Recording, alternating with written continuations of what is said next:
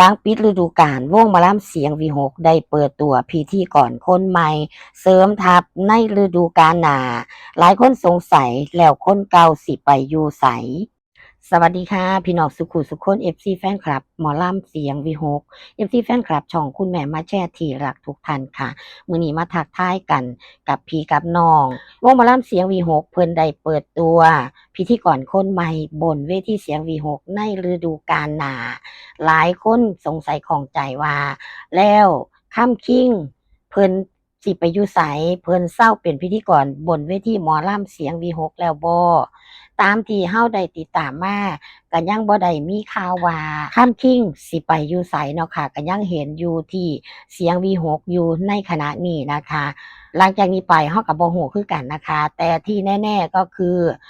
เป็นการเสริมทัพนั่นล่ะค่ะพี่น้องค่ะทางพ่อจานุพงศกรเพิ่นก็ได้โพสต์ออกมาเป็นการเปิดตัวพิธีกรบนเวทีของเพิ่นเนาะค่ะพ่อจานุพงศกรเพิ่นมีข้อความว่าจั่งซี้นะคะกับโพสต์นั้นเนาะยินดีต้อนรับนะครับน้องเนตปริณธรสู่ชายคาเสียงวิหกสร้างคุณภาพสร้างผลงานไปด้วยกันนะครับหมอลำมีเป็น30คนพิธีกรมีสัก10คนก็ไม่แปลกอยากได้นักซัพพอร์ตเยอะๆอยากมีมือซ้ายมือขวาหัวหน้าโดยที่ไม่ต้องจี้ใครทำซึ่งมันเป็นเรื่องที่สำคัญและน่ายินดีกับองค์กรเสียงวิหกเป็นอย่างมากฝากแม่ๆพี่ๆติดตามน้องด้วยนะครับอันนี้เป็นข้อความที่พ่อจานุพงศกรเพิ่นได้โพสต์ออกมาพร้อมกับแชร์โพสต์ของน้องเนตปริณธรออกมาพร้อมนั่นเองค่ะทางเนตปริณธรพิธีกรคนใหม่เพิ่นได้โพสต์ออกมาก่อนหน้านั้นว่าจากเด็กคนหนึ่งที่ได้รับโอกาสร่วมสร้างสรรค์ผลงานเพลงโชว์กับเสียงวิหกมา2ปีสู่การยืนบนเวทีเสียงวิหกอย่างเป็นทางการแฮชแท็กฝากเนื้อฝากตัวด้วยนะครับอันนี้เป็นโพสต์ของน้องเนตปริณธรพิธีกรคนใหม่ของวงหมอลำเสียงวิหกค่ะที่พ่อจานุพงศกรเพิ่นได้แชร์โพสต์ออกมาพร้อมกับข้อความนั่นล่ะค่ะพี่น้องคะหลายคนก็สงสัยใครถามกันมากคือกันว่าเอ้าแล้วพิธีกรข้ามชิ่งเพิ่นสิลงจากหมอลำเสียงวิหกแล้วบ่ตามที่พ่อจานุพงศกรเพิ่นได้โพสต์ออกมาเนาะมีหลายคนไว้ก็ดีคือกันเพื่อบางที่คนหนึ่งติดธุระปะปังผู้หนึ่งก็ขึ้นมาแทนใดเฮาก็รอติดตามเบิ่งค่ะพี่น้องค่ะว่าเพิ่นสิอลังการขนาดใดแค่พิธีกรเพิ่นก็เสริมทัพมาแล้วจาก1เป็น2จังซี้แหมค่ะหลังจากพ่อจานุพงศกรเพิ่นได้แชร์โพสต์ของน้องเนตปริณธรออกมาพร้อมกับมีข้อความตามที่คุณแม่ได้อ่านไปตั้งแต่แรกให้ได้รับทราบกันมี FC แฟนคลับเข้ามาแสดงความคิดเห็นกันมากมาย รวมแสดงความยินดีนั่นแหละค่ะพี่น้องคะบางท่านก็บอกว่ายินดีต้อนรับครับมีพิธีกรเก่งรับมุกหัวหน้าทันโยนมุกเป็นทำให้หน้าเวทีมีสีสันขึ้นผู้ชมก็สนุกค่ะบางท่านก็บอกว่ายินดีมีคนเก่งเข้ามาช่วยสร้างสรรค์ผลงาน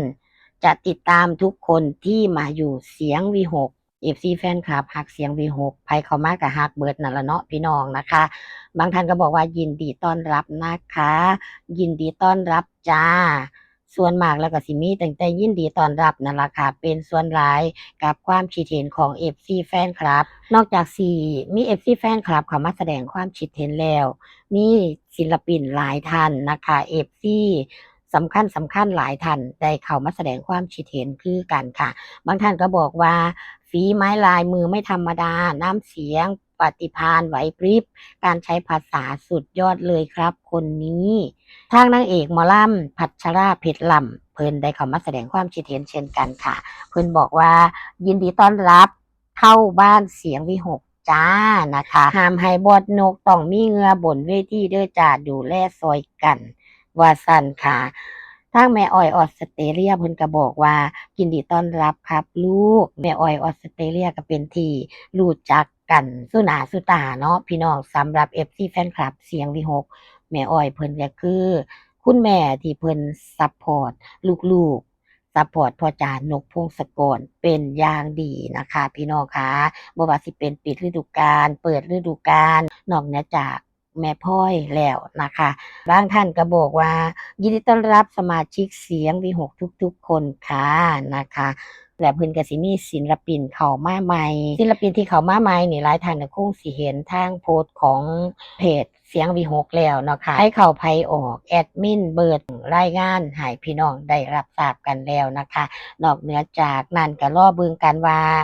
ฤดูกาลหน้าเนี่ยเพิ่นสิมีเพิ่มเติมมาอีกจักคนนะคะศิลปินที่เพิ่นบ่ทันได้ลงจากเวทีเสียงวีหกหลายๆคนเนี่ยก็ยังได้อยู่เดะพี่น้องเพราะว่าศิลปินของเพิ่นหลายแรงอีหลีตามที่เราได้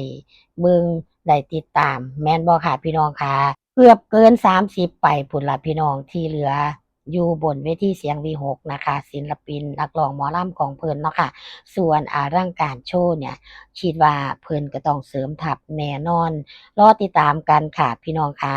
FC แฟนคลับของเสียง V6 ของอลังการโชว์ก็เป็น FC แฟนคลับในกลุ่มเดียวกันนี่ล่ะแม่นบ่พี่น้อง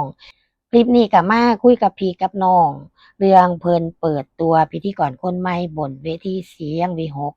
ให้พี่ให้น้องได้รับทราบกันค่ะเจอกันใหม่ในคลิปต่อไปสำหรับคลิปนี้ขอให้ทุกท่านมีความสุขโชคดีค่ะสวัสดีจ้า